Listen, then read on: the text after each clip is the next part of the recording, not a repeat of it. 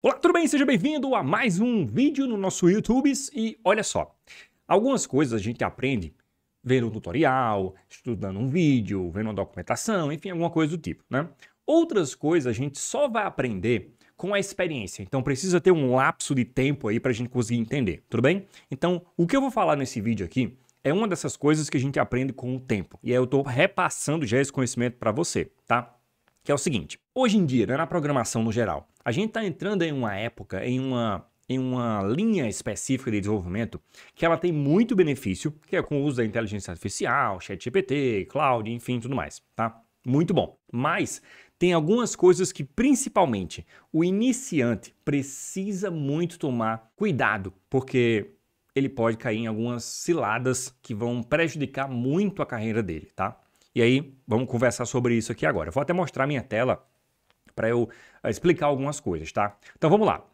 Esse carinha aqui se chama jQuery. Eu não sei se você conhece, muito provavelmente não, porque é uma biblioteca que é muito pouco utilizada hoje em dia, mas ela já foi, acredite em mim, a biblioteca JavaScript mais utilizada do planeta Terra. Sim, há alguns anos atrás, essa bibliotecazinha era a mais utilizada, a mais, não é uma das não, a mais utilizada do planeta Terra, tá? Então, hoje em dia, como eu falei, ela é pouco utilizada, mas ela trouxe muito quando ela foi lançada, né? Foi uma revolução, eu lembro até hoje, tá? Quando ela foi lançada, quando ela começou a ser utilizada, né? Foi uma revolução muito grande no mercado. Ajudou muito quem programava em JavaScript, por exemplo. Ajudou muito quem não programava JavaScript e conseguiu entrar no universo JavaScript. Mas ela veio junto com alguns a gente chama de side effects, né? Uns efeitos colaterais que prejudicaram muitas pessoas também. O que é que eu estou falando? Olha só. Nessa biblioteca, você conseguia fazer coisas que, se você fosse tentar fazer com o JavaScript puro, por exemplo, era muito chato, complicado, difícil de entender, com muitas linhas de código também, tá? Com o jQuery, você fazia a mesma coisa de forma, ó, muito fácil mesmo, tá? Então, coisas como, por exemplo, selecionar um objeto baseado na classe daquele objeto. A gente tinha certa dificuldade de fazer isso com o JavaScript, principalmente quem não conhecia muito o JavaScript. Com o jQuery, você fazia isso, ó, num piscar de olhos. Olha só que legal, ó. Vamos aqui na documentação dele, que eu vou pegar algum exemplo da própria documentação para mostrar a você que são coisas boas, tá? Para você entender. Então, estamos aqui na documentação dele, ó, vou pegar esse cara aqui, o primeiro que eu achei, add class, que foi justamente o exemplo que eu acabei de dar. Como adicionar uma classe, por exemplo, não, eu falei sobre selecionar, né? Aqui é sobre adicionar uma classe em um elemento, em um div, por exemplo. Então, se eu clicar nessa função, ele vai ter aqui como que funciona, tudo mais, e ele tem aqui exemplo. Então, olha só, uma linha de código, essa linha aqui, com ela eu consigo, por exemplo, adicionar uma class nova em um elemento HTML.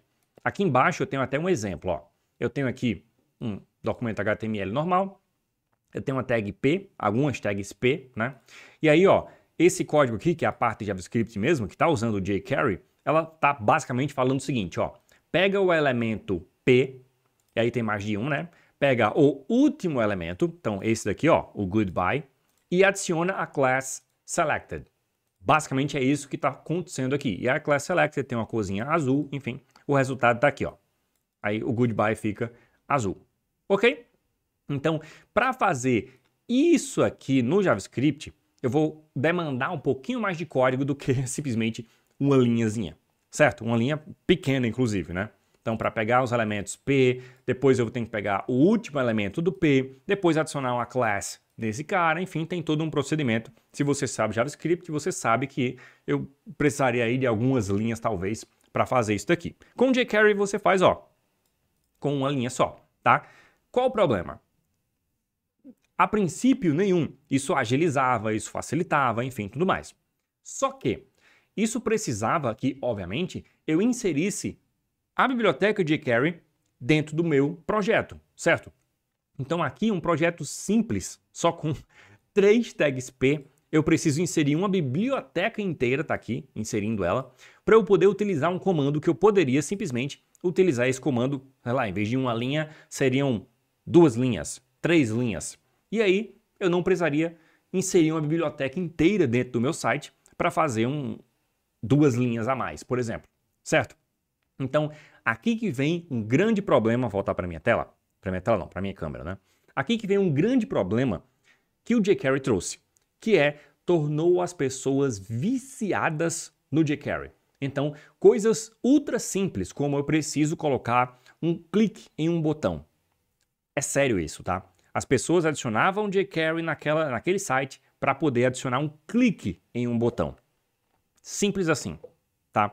Então, isso obviamente traz malefícios para a própria pessoa que ficou dependente da biblioteca e para o próprio projeto que ficou mais pesado para ter um clique a mais, que poderia ser feito com uma linha de JavaScript se o cara soubesse JavaScript. Então a gente teve uma leva de pessoas que não aprenderam JavaScript, elas aprenderam jQuery. Legal? E aí a gente vem para o mundo de hoje, para o estado atual das coisas. A inteligência artificial, ChatGPT e tudo mais, vou voltar até para minha tela aqui. Ó, elas vieram, esse carinha aqui, né? Ele veio para ajudar a gente, programador principalmente. Então, tem muita coisa aqui. Ah, deu um erro em alguma coisa. Eu consigo jogar o erro aqui, consigo explicar alguma coisa. Ele consegue me explicar mais do que um Stack Overflow da vida conseguiria, certo? Ele consegue me direcionar para uma resposta legal, tudo mais. Eu consigo gerar código aqui também, beleza. Às vezes ele faz um códigozinho errado, faz, mas eu entendendo eu consigo usar ele como um auxiliador, que é justamente o objetivo de se utilizar na programação, por exemplo, esses tipos de serviços, tá? Como um auxiliador. Mas qual o problema? E aí eu digo isso com experiência de passar por isso com alunos, tá? Eu estava ajudando um aluno semana passada e simplesmente, bom, o aluno tinha um projeto para fazer, esse aluno fez esse projeto, mandou esse projeto para eu dar uma olhada, e aí qual que é o problema? Esse projeto eu percebi que ele estava sendo feito com copia e cola de ChatGPT. Então, tipo assim, dá para ver que um código tinha um determinado padrão, o outro pedaço do código já usava um outro padrão, então tava um negócio meio salada mista, sabe? E aí que tem o grande problema. Eu perguntei, bom, você usou o ChatGPT para fazer esse negócio, né? Ele, não, fiz na mão, na raça. Beleza. Então, me explica aqui esse trecho aqui do código. E aí o cara não conseguiu me explicar. Me explica aqui, então, esse outro trecho aqui. Não conseguiu me explicar. E aí ele teve que admitir que, não, algumas coisas eu peguei aqui do ChatGPT. Isso é um grande problema. Por quê? Você está copiando as coisas do ChatGPT, colando no seu projeto. Tudo bem, funcionou, então vida que segue, né? Tudo bem, vida que segue, mas você não aprendeu nada. Você está simplesmente copiando. E aí você virou, literalmente, um escravo do ChatGPT. Um escravo que não consegue... A função principal de um programador é resolver problemas. Quando você pega um problema, joga para o ChatGPT, ele te dá uma possível solução, você entende o bastante para você saber o que copiar e o que não copiar. Beleza. Copiou, colou lá. Você resolveu alguma coisa? Não, no máximo você auxiliou, você é o assistente do pedreiro, certo? Você auxiliou o ChatGPT a resolver. Então, isso pode parecer produtivo, mas isso é extremamente, tipo o jQuery, lembra? Pode parecer produtivo, mas isso é extremamente maléfico para você, iniciante, e para o próprio projeto, que vai ter um código com qualidade inferior. Você não aprendeu a resolver o problema, então no futuro, se tiver o mesmo problema em outro sistema, ou se esse problema, por acaso, ele mudar para um problema diferente, para uma coisa diferente, você não vai saber resolver. Você vai sempre depender do ChatGPT. Isso é ruim, tudo bem? Então, novamente, eu não estou condenando você a usar o ChatGPT. Você pode usar, você deve usar, é muito bom. Mas cuidado. Tenta entender e usar ele como um cara que está auxiliando você. Um exemplo claro, olha só. Uns tempos desses aqui, eu precisei criar uma função que ela... Era dois tipos de função, na verdade. Uma função, ela pegava um string, um texto, e ela tirava todos os caracteres especiais, espaço, tudo mais, deixava ela mais crua, certo?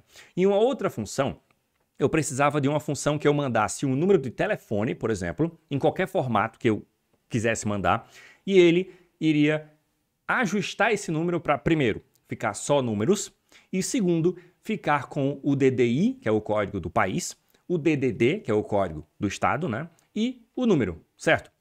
E aí eu pedi para o ChatGPT, eu poderia, vou criar aqui a função, tem toda a lógica para se fazer isso daqui, certo?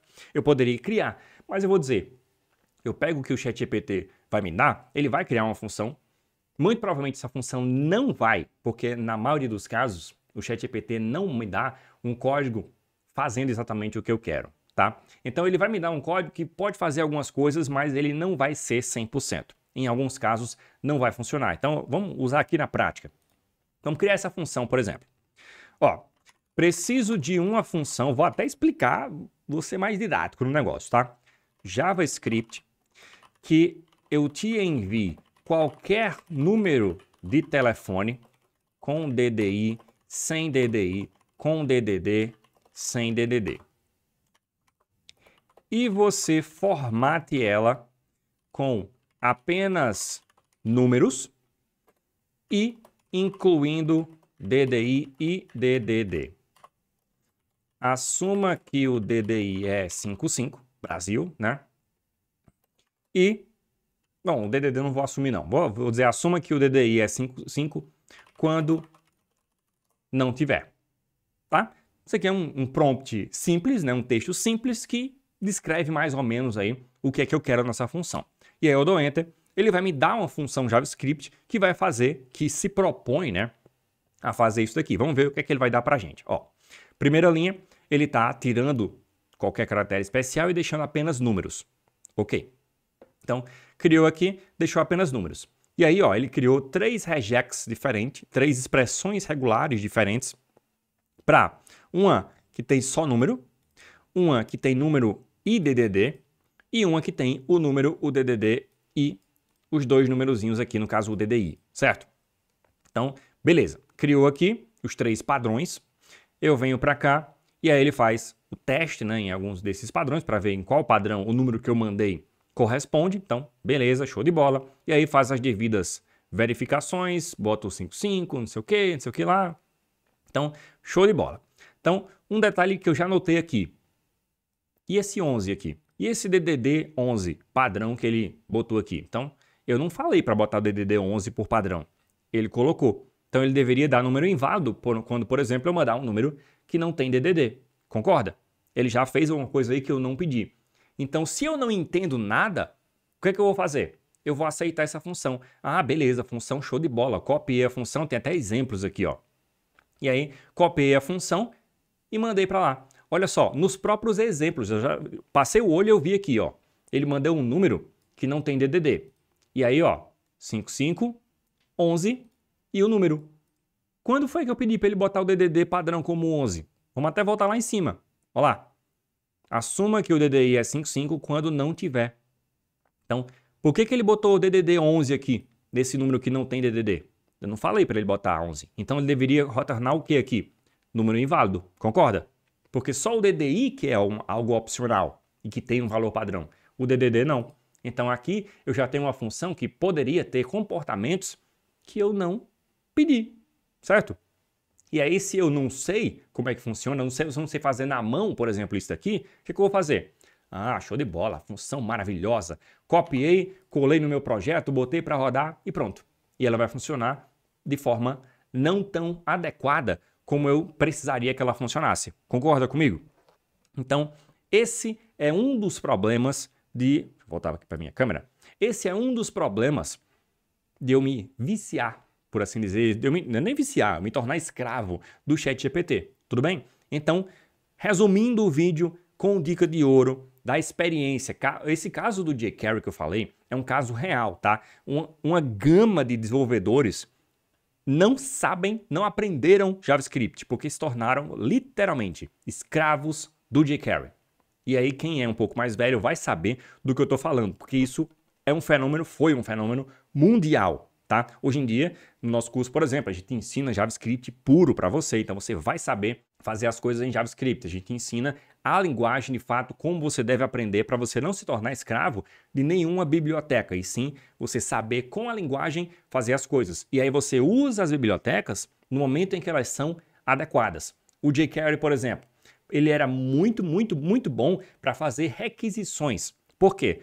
Antigamente não existia o fetch, a função fetch. Então, para você fazer uma requisição, você ia precisar no mínimo de umas 20 linhas.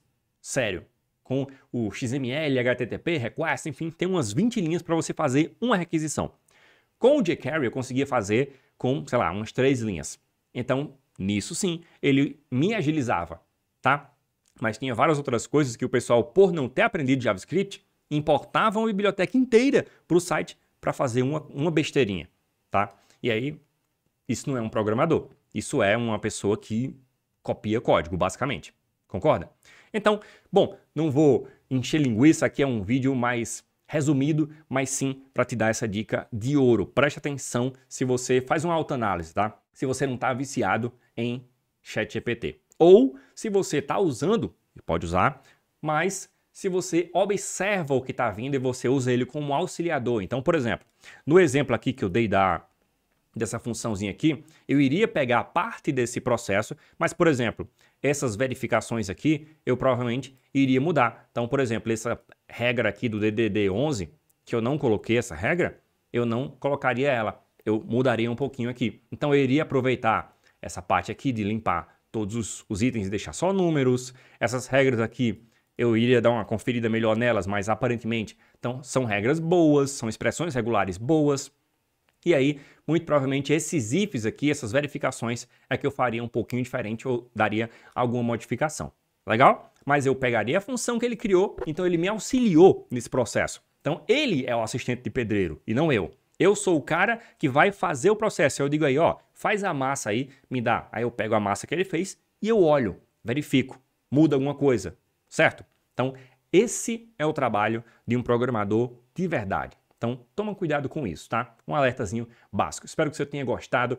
Aperta no sininho aqui embaixo se você não é inscrito ainda. Se inscreve e aperta no sininho para você não perder nenhum vídeo, porque eu vou estar postando agora vídeos. O nosso YouTube vai ferver.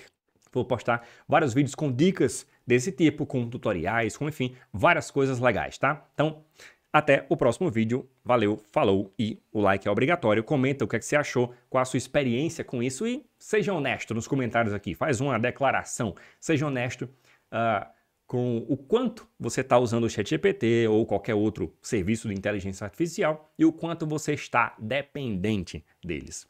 Show? Maravilha, então. Até o próximo vídeo e valeu!